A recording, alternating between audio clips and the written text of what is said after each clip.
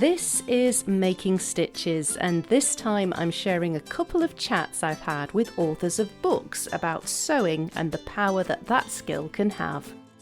Time when women's writings were rarely conserved, then actually because embroidery and the cloth that it was sewed on were so valuable in monetary terms, then women knew that they had a better chance of their embroideries being conserved because of their monetary value than their writings. One kid stood up and he looked at her and she could see like the wheels turning in his head. And he said, "I can fix my pants." And I just knew when I heard that, I wanted to write about that. That moment of empowerment that comes with being able to do something for yourself. And I really feel that making is something really important for kids. And I wanted to tell his story.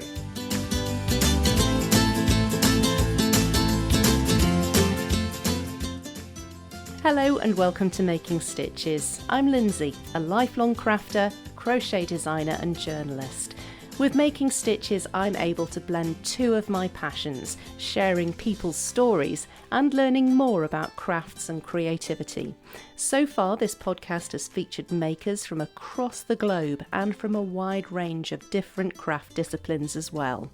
This time, I'm concentrating on the written word and featuring the authors of two books, both of which are about sewing, but that's where the similarities end. One is a new work of fiction aimed at children and telling the story of a young boy who learns to sew at a drop-in session at a library with his sister, who's very much the boss of his life. The other, an account of the social, emotional and practical legacy of sewing, needlework and embroidery, which became a Sunday Times bestseller. I'll start with The Threads of Life by Clare Hunter.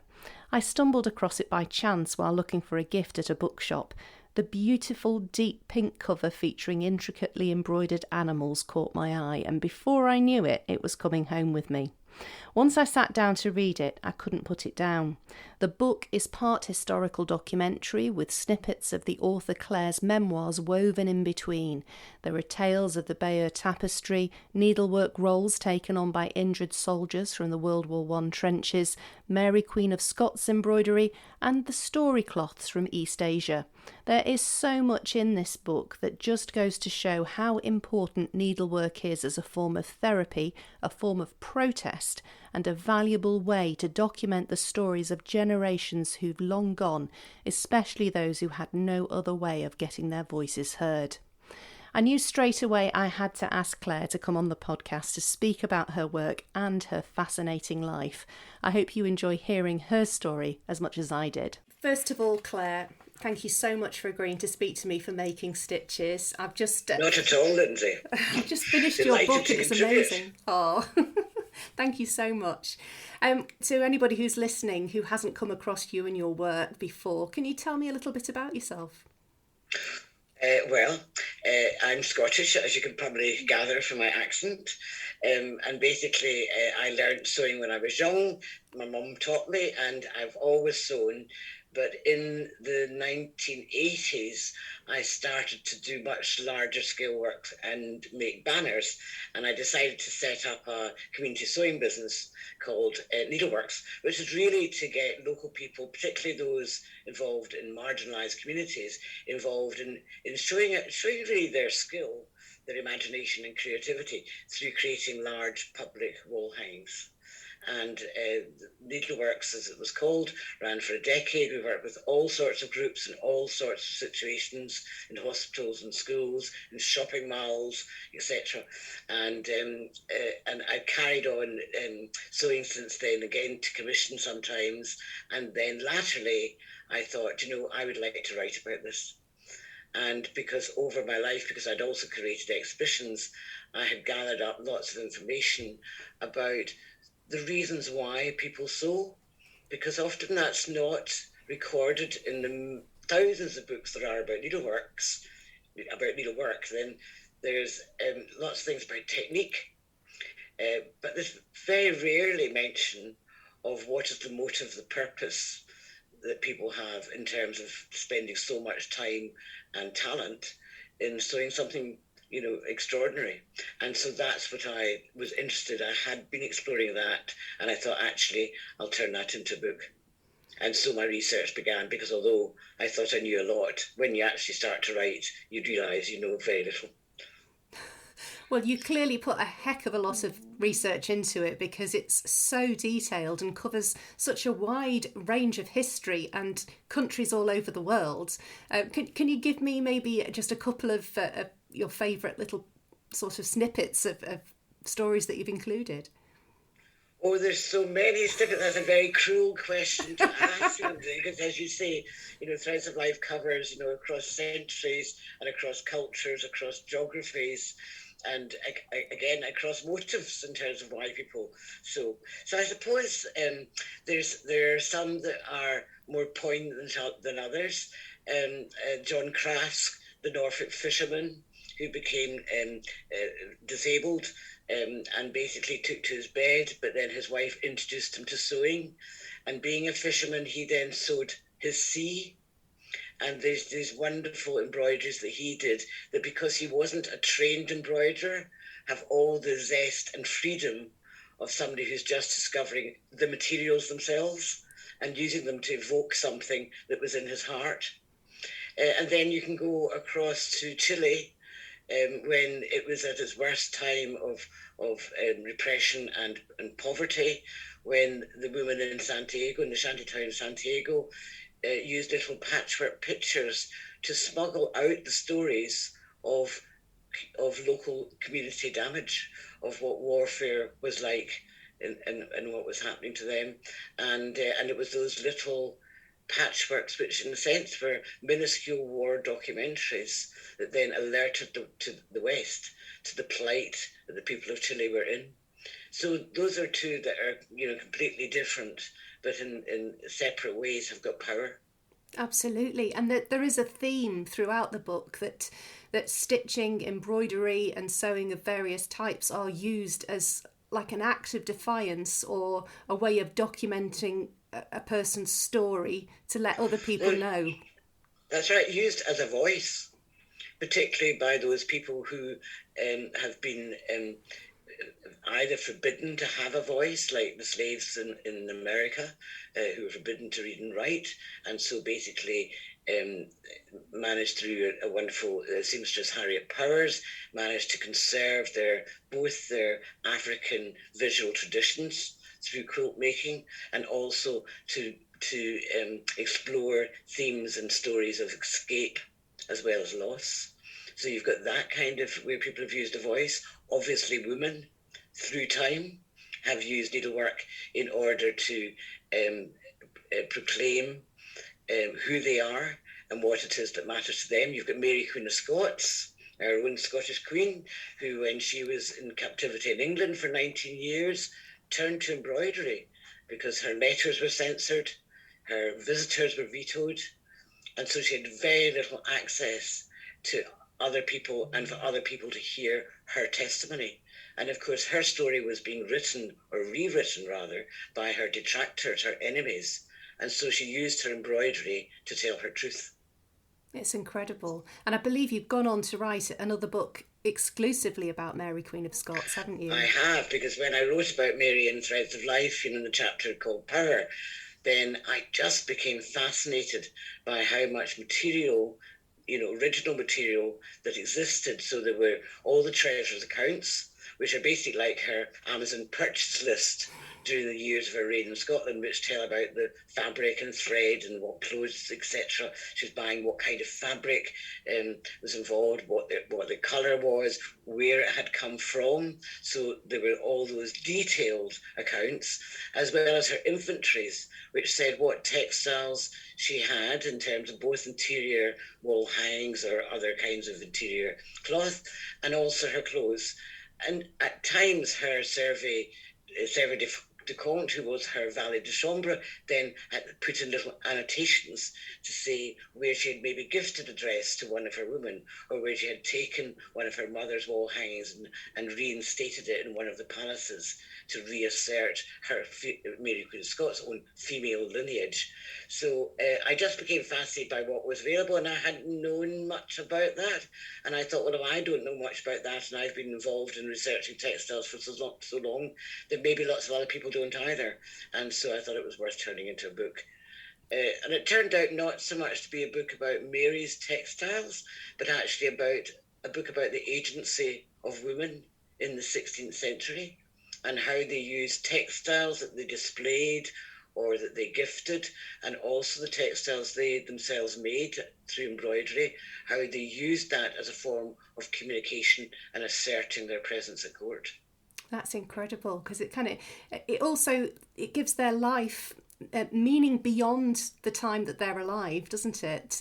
You know, that's right. And at a time when women's writings were rarely conserved, then actually, because embroidery and the cloth that it was sewn on were so valuable in monetary terms, then women knew that they had a better chance of their embroideries being conserved because of their monetary value than their writings. Blimey. I mean, that kind of issue is something that you've touched on such a lot in Threads of Life. I mean, you're telling the stories of people whose existence we wouldn't be aware of today had it not been for what they've left for us. And also people that we should know about who have been kind of airbrushed out of our general knowledge, the likes of the wife of Charles Rennie Mackintosh, who I believe was an inspiration to you. Indeed, and actually yesterday I just went to an auction in Edinburgh at Lion and Turnbull, because they were auctioning a piece of Glasgow School of Art embroidery of the time of Margaret MacDonald, and it was done by Anne Macbeth, who was basically one of the people who ran the department of embroidery at the turn of the century at the art school. And this was a fantastic, beautiful collar in which she is photographed. There's a black and white photograph of her wearing this collar, which somebody discovered in a market, picked up a box of textiles, bought it for, I don't know, but next to nothing, took it home, and then thought, well, this is an interesting piece. That looks as if that might, have more of a story. Took it to somebody who knew about these things, said, oh my goodness, that is Anne Macbeth's collar. And so yesterday it was auctioned off, and I went to be at the auction, and very excitingly, it went for £9,000 eventually, which really is a snip. But it was just nice to hear the excitement of the bidding going on as it went on sale. Absolutely. Well, you spoke yourself of your own discovery when you went into the attic of your husband's aunt and found a treasure trove of textiles from years gone by. This is often the case, and of course, isn't it? I was longing for the 1920s beaded dresses, but there was none of that kind of finery, because they were a very kind of frugal living family. But what they did have, amongst various kind of embroidered table linen, was this fantastic quilt made in tiny hand-stitched hexagons, and basically very beautiful, delicate, printed damask cottons. And so when I lifted out, I mean, I just discovered that there were thousands and thousands of pieces in this one quilt. And of course, it was lovely. We brought it home, and it's lovely to think that we sleep under, if you like, the work and the hands of other generations who've gone before in my husband's family. Because you get that sense of time passing, but a connection to those who've gone before through something like a quilt. Absolutely, and quilts have been so important through the generations, haven't they? From just poverty requiring people to make quilts through to actual pieces of art. Yes, and of course, in each of those pieces, when people used to recycle old clothes or whatever in order to make patchwork quilts, then each of those small pieces had a particular memory of a particular person or a particular event. And I love the story of basically when Meets van Bosman, a Dutch woman in World War II. She was basically anti-Nazi and was involved in resistance and the resistance movement. And it was all discovered, and her husband was executed. It was sent to a concentration camp, and her 2 sons were executed. And she herself was sent to Ravensbrück, which was a notorious prison camp where thousands and thousands of women and children died. And she was there in terrible, terrible circumstances. And her friends smuggled in a small patchwork scarf, really as a talisman and as a way for her to keep her spirit going. And of course, it was a patchwork scarf that had been made up of these small pieces, all of which has a resonance for her in a personal and intimate way. And it was that scarf that kept her going in terms of her belief that one day she would be free and one day she would do something to restore the Netherlands, which she came from, to its place. And indeed, she then envisioned and created this movement called the Skirts of Life, which in post-war Holland, then women made these extraordinary patchwork skirts, according to her recommendation, which were skirts that through in each of their pieces told of their war experience. But she said that the bottom, the hem of the skirt, had to be bordered in little triangles that were added to year on, which told of what was happening now in terms of the birth of a child, a marriage celebration, a family get-together, that told of the positive things that were happening in people's life as an antidote to all the horror that had gone before. And there's a beautiful picture of one of these skirts on your website, isn't there? Yes, there is. I was just blown away. It was amazing. It's documenting history and so important. Mm. Going back to the quilting side of things, as I was reading your book and I saw the word Changi, it took me back to an episode of Making Stitches that featured in the first series of the podcast, which was about a quilt called Creativity in Captivity, which was created by makers during the coronavirus lockdowns. And that had been inspired by the Changi quilts, which you speak at length about within one of the chapters of your book. And in particular, you meet the son of a lady who was one of the prisoners there at Changi. What was that like to actually... Well, John was an old friend, so I'd known John since I was 18. And then I discovered, he said to me that he remembered as a boy some reference his mother made to sewing. She had been in China, he knew that, as was his father, and some reference his mother had made to sewing. And I knew that there were 3 Changi quilts made by women who were imprisoned in the Singapore in the camp there, and they made them ostensibly as blankets for people who were in the hospital there. But actually, their guards allowed them to do that because their line that they were making these hospital caring quilts actually disguised the fact that their intent was to sew patchwork quilts that in them had little messages that they could send to their husbands, fathers and sons who were in the joining camp but who they had no access to. And so 3 quilts were made, and one of those quilts came back to England and is in the British Red Cross headquarters in London. So I said to John, well, why don't we go and see the quilt?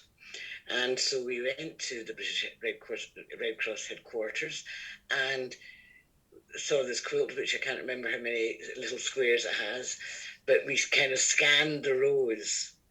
And John thought that his mother had embroidered an angel. And so we scanned the rows, and at first we couldn't find it. We were so busy, our eyes were being so distracted by all the other things on the quilt that we just couldn't see it. And then we found it. And there was this little patchwork piece of a very, if you like, a very frivolous piece of a pretty little angel in pastel pretty colours and his mother's maiden signature.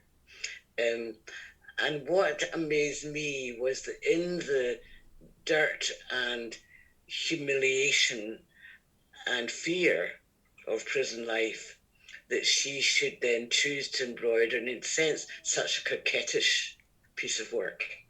As I say, very pretty, very whimsical. But of course, by doing that, what she was doing was really reclaiming her femininity, which was being eroded by the hardships that they were encountering day by day.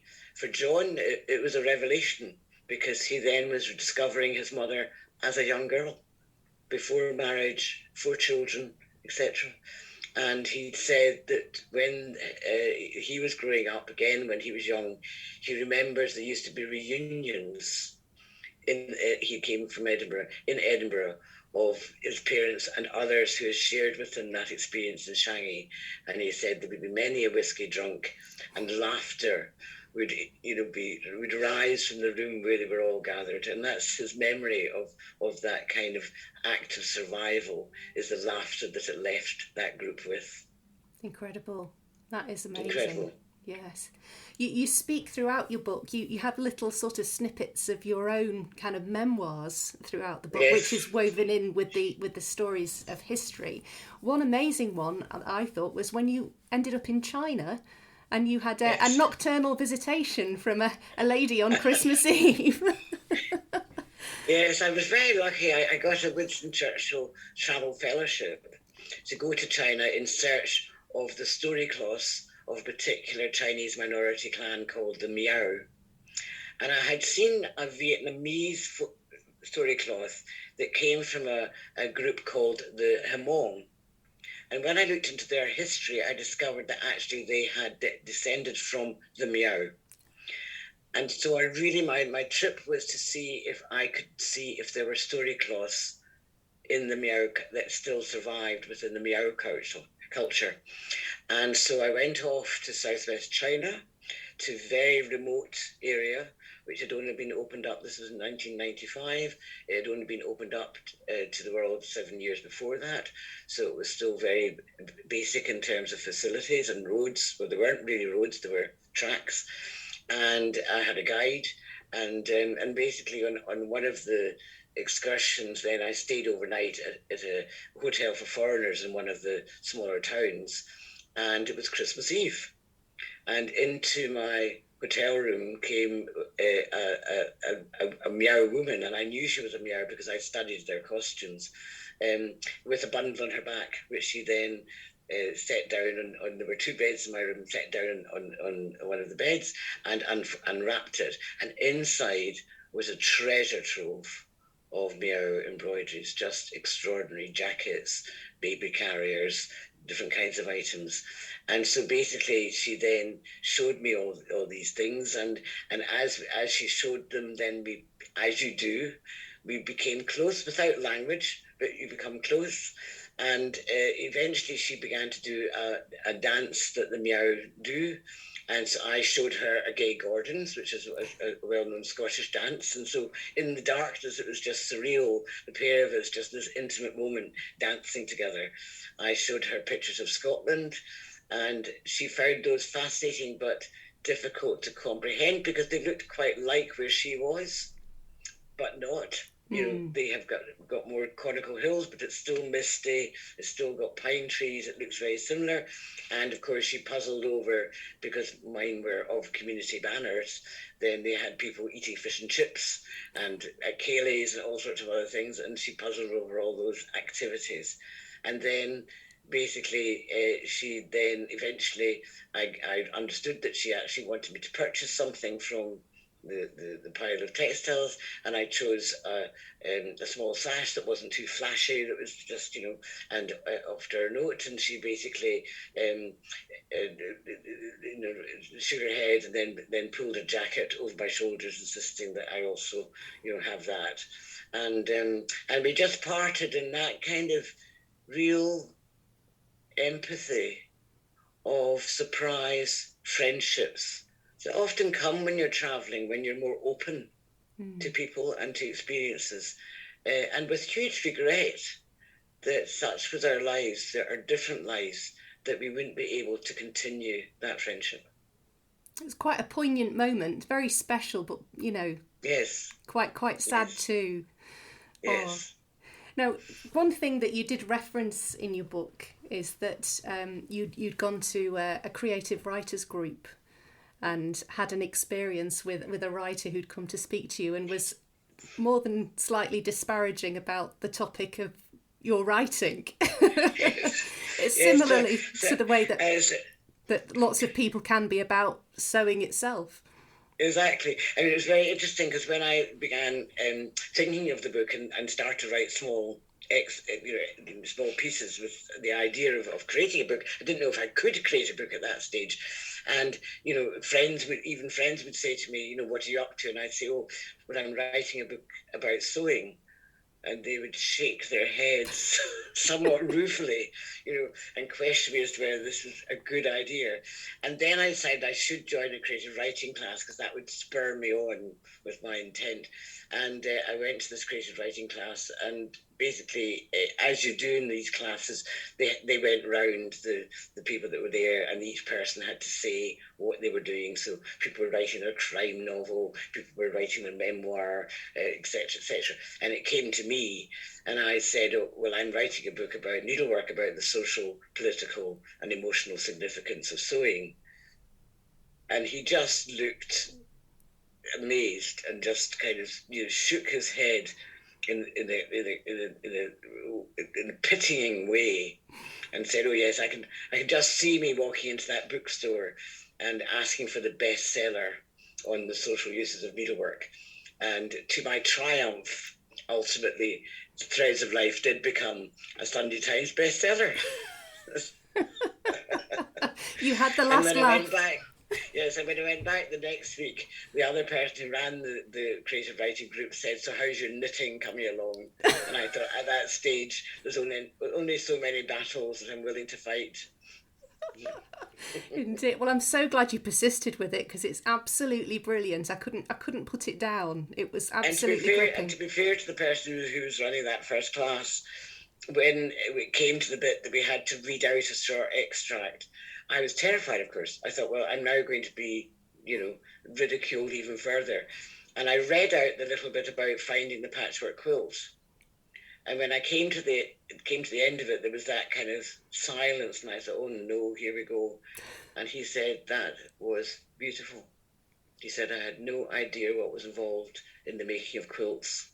And now I know. And so I kind of felt, oh, actually, maybe writing this book is worthwhile after all. So in an odd way, he did spur me on. Oh, well, like I said, I'm so glad he did because it was absolutely riveting. And it's so nice that, you've been able to intersperse it with your own experiences because you've had such an interesting life. More to come, I hope, Lindsay. Oh, I hope so too. Several more volumes are required. So you've written The Threads of Life and you've written your book about Mary Queen of Scots. Do you have any further plans to write about this field? There's a third book in the offing because the publishers wanted me to do a third book. What that is yet, I cannot say because it's not been finally decided. Fair enough. You'll leave us hanging, waiting. Leave you hanging. But hopefully there will be a third book, yes. Fabulous. And aside from your writing, what are you working on at the moment? Are you still involved in sewing and needlework? Well, of course, basically I sew. So I have a number of projects on the way. I've just finished making curtains for the front room. I've been making a little embroidered frieze of Scottish wildflowers as a kind of mantelpiece frame. And I've got the time at the moment before I start the research and writing again, just to play around with fabric and threads. I love working with felts, and so I'm looking forward to these winter months when I'll just be playing. That sounds like heaven. For no good reason whatsoever, with nothing, no purpose, no social, emotional, or political purpose whatsoever. Just for the joy of it, actually. Well, that sounds wonderful.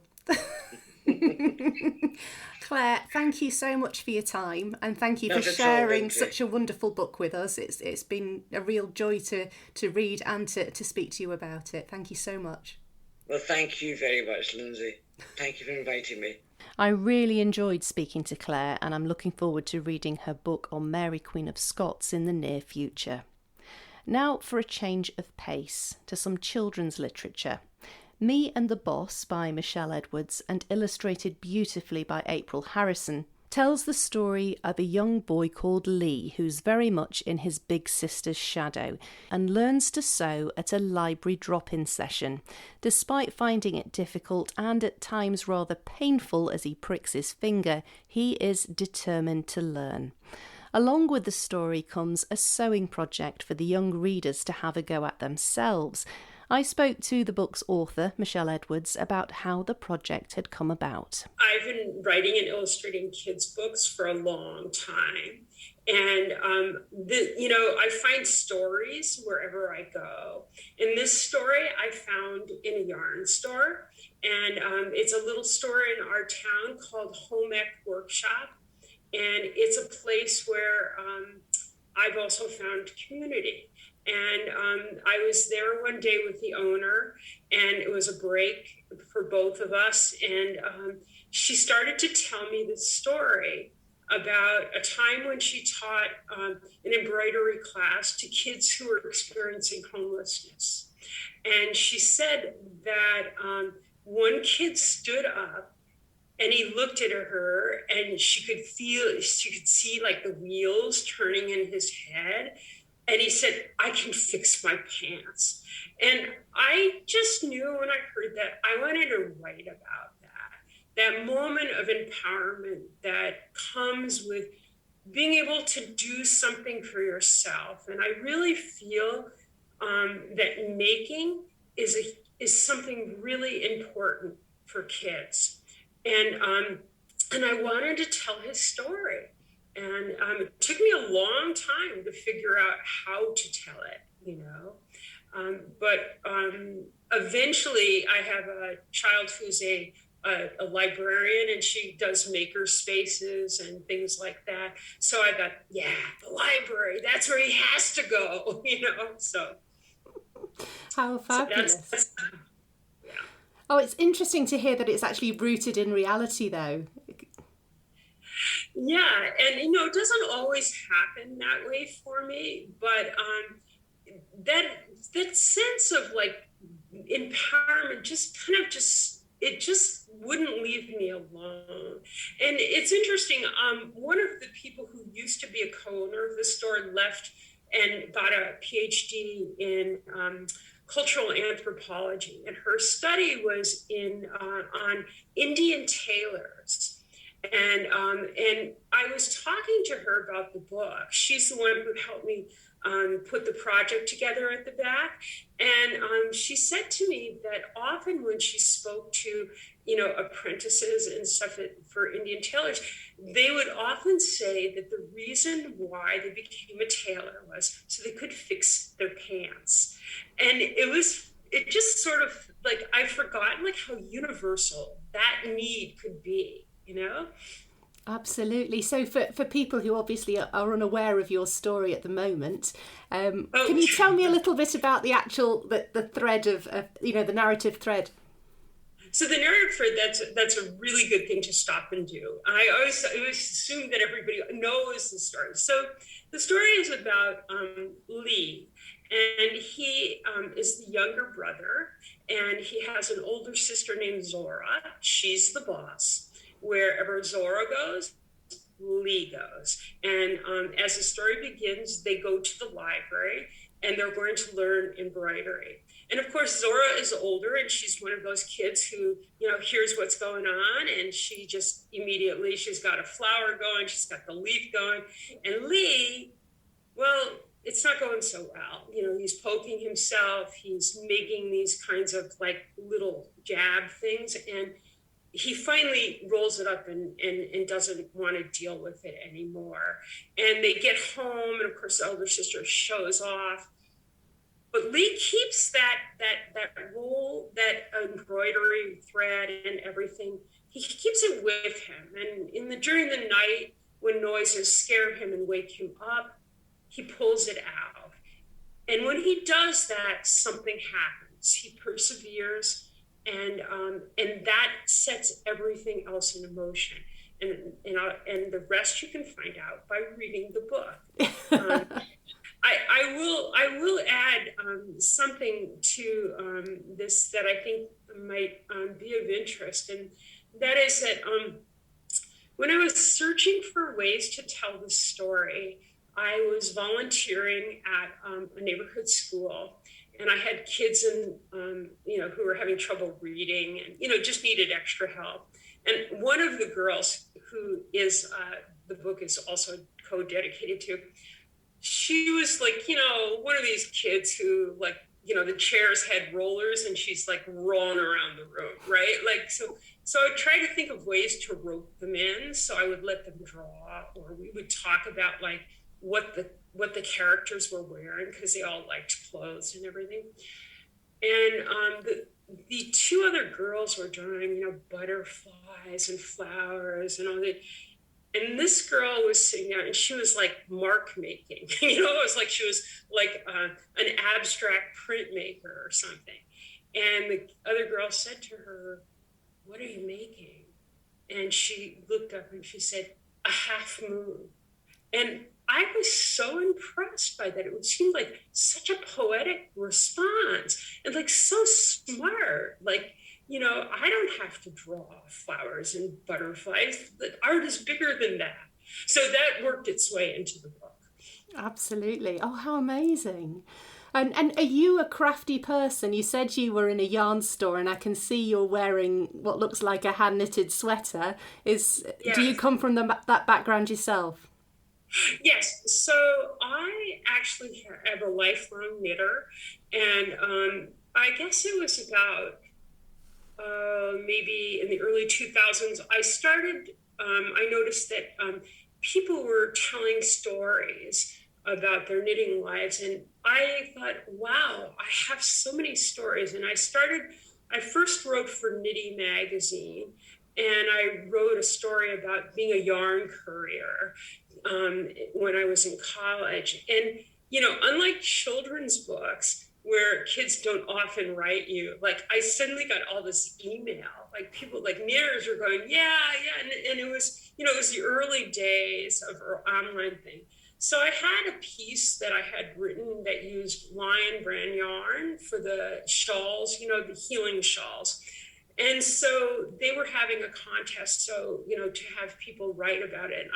And I submitted it, and they used it. And then I ended up developing a relationship with them. And for about 10 years, I wrote a monthly column on knitting and life for them, and learned so much and had so much fun. And I would hear from knitters all over the world. And then I did a knitting book called A Knitter's Home Companion, which was a collection of illustrated essays, patterns, and recipes. And I continued to write illustrated essays for MDK, Modern Daily Knitting.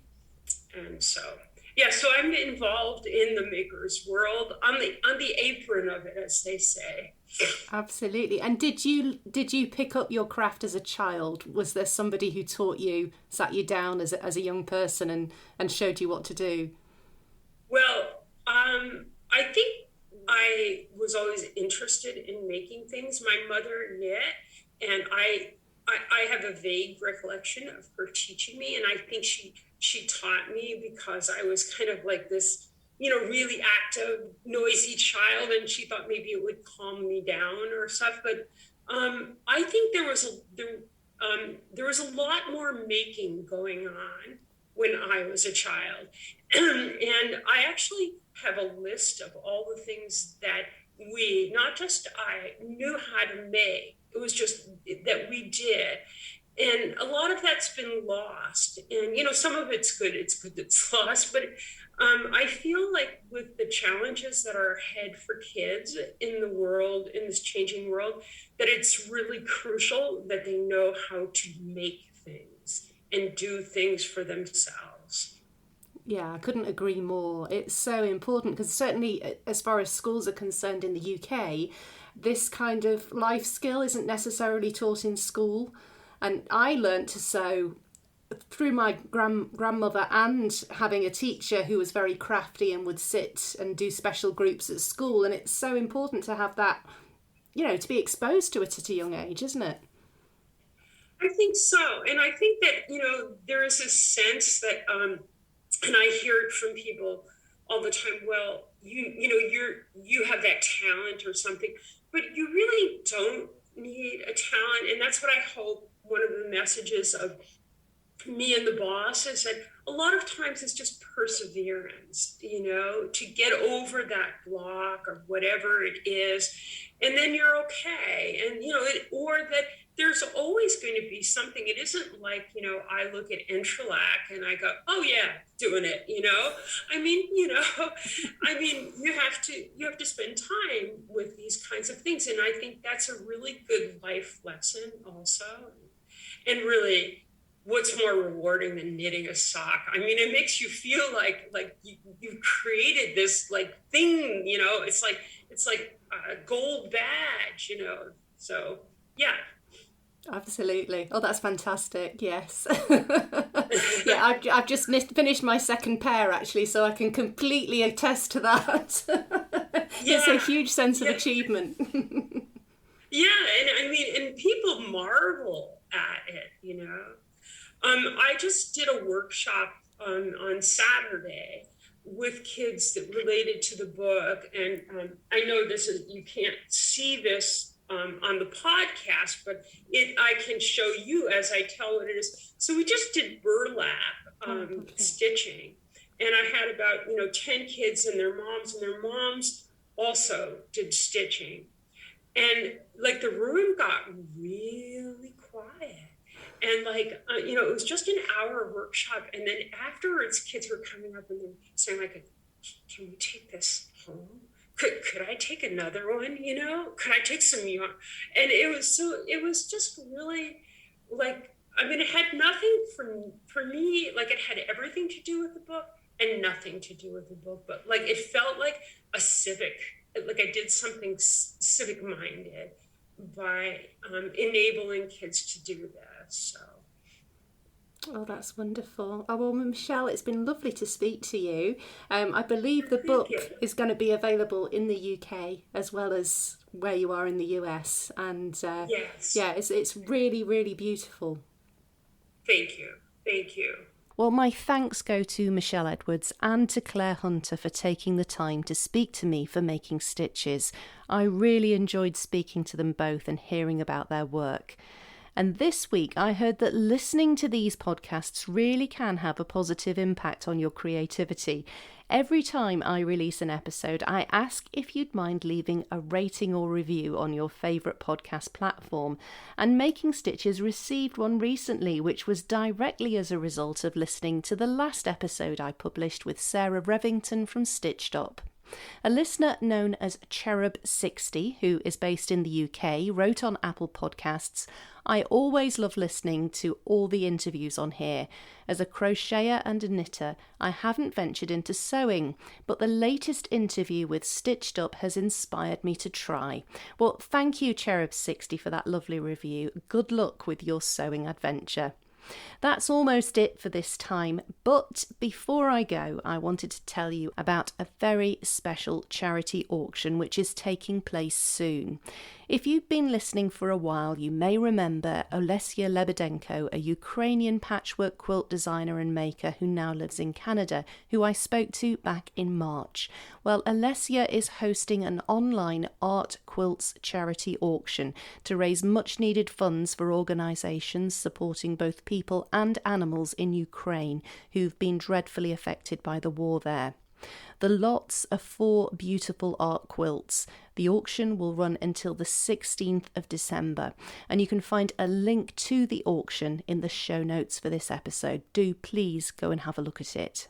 While you're there, you can also find links to find out more about the authors and books featured in this episode too. That's all from me for now. Thank you so much for listening. I'm going to be back again in 2 weeks' time with a special Christmas episode. Until then, do take care, stay safe, and enjoy your crafting.